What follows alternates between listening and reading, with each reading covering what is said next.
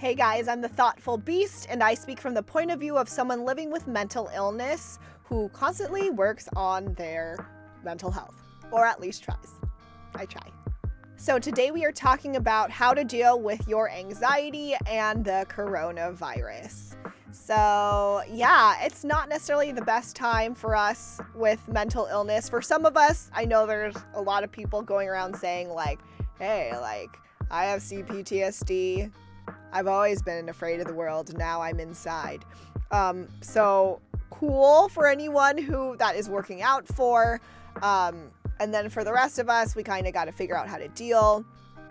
Though I have CPTSD and though I do like being at home, I've reached this is too much for me. And so I do have anxiety about it and I have to work it out. So first tip is you need to look at credible sources, which is not BuzzFeed and stuff, for your information. So please go look at the CDC's website. If you're watching the news, the most unbiased news that I can recommend to you is the BBC, to be quite honest, especially because American news, if you didn't know, like a lot of TV stations, a lot of news stations are owned by the same freaking company.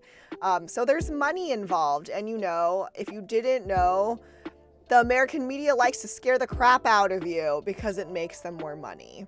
So be very mindful about what information you're putting in your mind.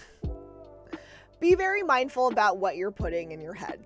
Second, you just have to limit your exposure to the news because it can get really scary. And like I just said, the news likes to scare people. You don't need to have the news on 24/7 in your house. You can still keep up to date. That's totally fine. You can look at it every so often, maybe once or twice a day. But if you get really, really anxious about it, again, limit the exposure. Number 3, schedule time to de-stress and relax. I know a lot of us are home right now, but that doesn't necessarily keep us from just freaking out all day or just trying to distract ourselves because we're freaking out.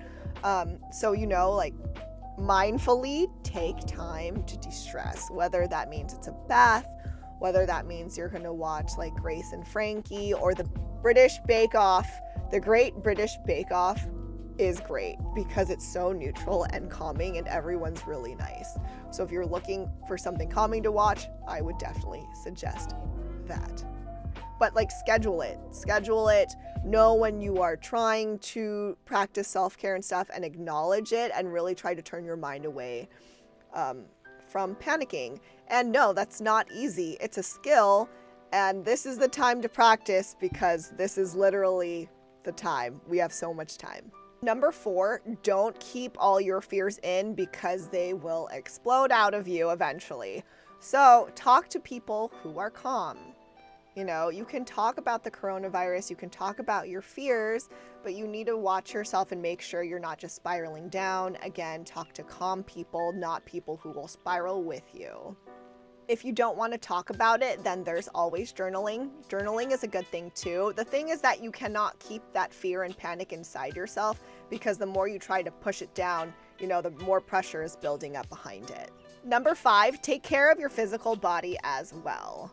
Feeling helpless is the worst, and it makes us feel more stressed out and panic more. So what you can do to combat that, the feeling of helplessness, and the fear of being sick, is actively work on your health. This means eat well, sleep well, find sleep, try to sleep. I know sleep can be really hard, but use this time to try to get your sleep schedule together, limit your caffeine. Make sure that you are eating right. I think I just said that. Work out. Working out can be helpful. Again, you're being healthy, you're being active in your physical health, and that will hopefully, take some of the helpless feeling away. And again, practice social distancing. That's the biggest thing you can do, right? Only go out when you need to, and it's gonna be okay. When you're out, you just gotta tell yourself you're practicing, it's gonna be fine.